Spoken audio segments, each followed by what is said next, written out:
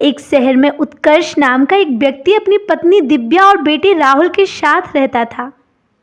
एक दिन उत्कर्ष के बाबूजी अचानक शहर आ जाते हैं।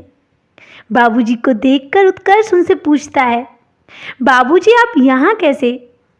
तब बाबूजी बोलते हैं, बेटा मुझे बहू ने फ़ोन करके बुलाया है। तब उत्कर्ष कहता है, पिताजी आप सफ़र करके आए हैं, थक गए होंगे, आप चलिए आराम कर लीजिए। बाबूजी कमरे में जाकर आराम करने लगते हैं।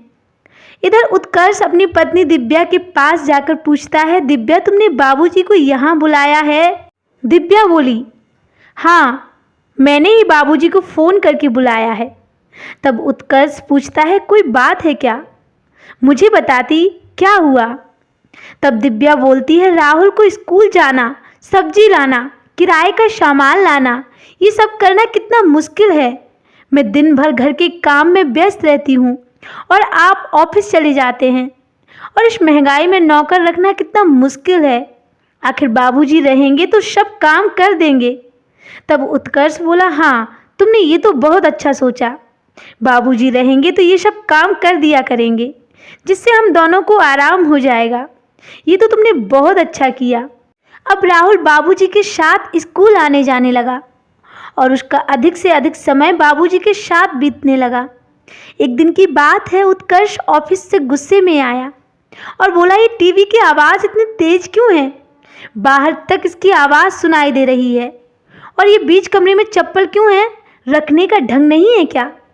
तभी दिव्या आती है और बोलती है, लगता है बाबूजी की चप्पल है, राहुल ने पहन रखी थी, वही यहाँ छोड़ कर गया है।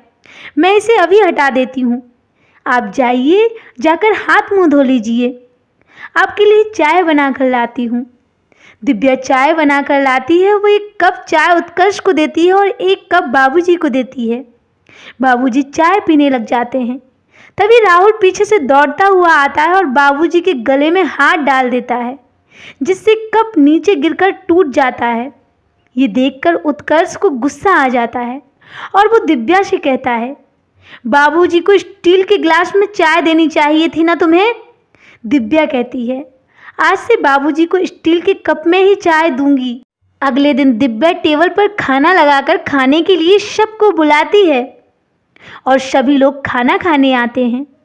तभी राहुल देखता है कि एक स्टील के बर्तन में बाबूजी के लिए खाना रखा है। राहुल कहता है कि मैं भी उसी स्टील के बर्तन में खाना खाऊंगा। दिव्या राहुल से कहती है कि ये तुम्हारा बर्तन नहीं है, ये बाबूजी का है, इसमें सिर्फ बाबूजी खाएंगे। लेकिन राहुल जिद करने लगता है कि मैं उसी थाली में खाना खाऊंगा। तब उत्कर्ष दिव्या से कहता है, रहने दो, उसे खा लेने दो, लेकिन अब से बाबूजी का भोजन उनके कमरे में दे दिया करो। फिर सभी लोग खाना खाते हैं।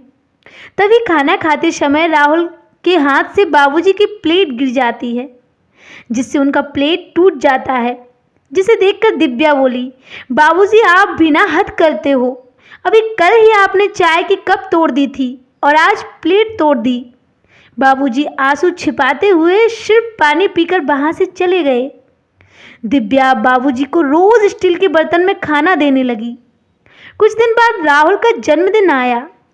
उस दिन उत्कर्ष और दिव्या बहुत खुश थे और वो राहुल से पूछते हैं, राहुल बेटा तुम्हें गिफ्ट में क्या चाहिए? तब राहुल बोला, माँ मुझे स्टील के 2 बर्तन चाहिए।